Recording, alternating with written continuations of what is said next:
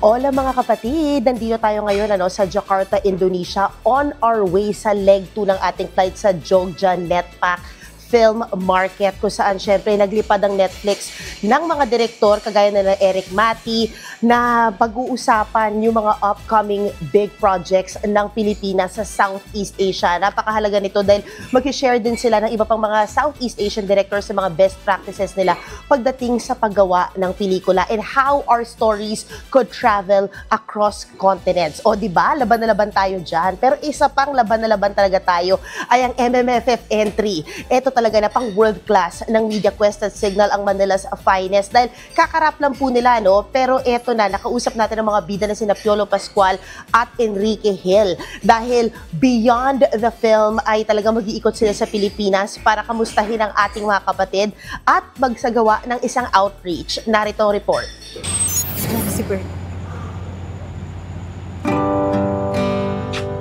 It's a wrap! Para sa isa sa pinakainabangang pelikula ng Metro Manila Film Festival, ang Manila's Finest with Manila's Finest Man, Piolo Pascual and Enrique Hill, na anilay isang work of art daw ang pelikulang kanilang ginawa.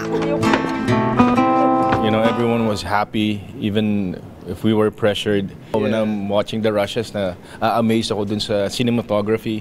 Na-amaze ako sa ganda ng concept. Parang painting yung mga shots Guess what?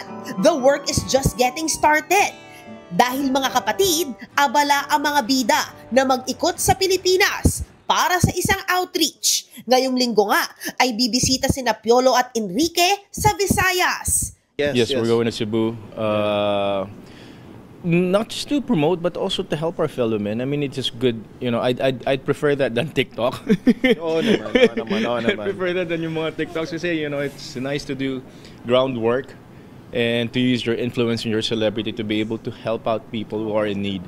Bukod sa istorya, isa sa mga inaabangan ng mga eksena ni Papa P at rising star Ashton Olviga at sa role nila bilang mag-ama sa Manila's Finest.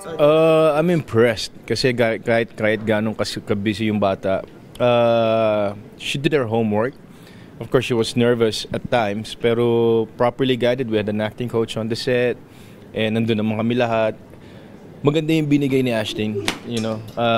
Nakakatuwa kasi very eager to learn and napaka-humble sa set. Also starring Ariel Rivera, Joey Marquez, Romnick Sarmenta, Jasmine Curtis Smith, Soliman Cruz, MQAA stars Pearl Gonzalez, Inday Fatima, Cedric Juan, Dylan Minor, Ethan David at marami pang iba.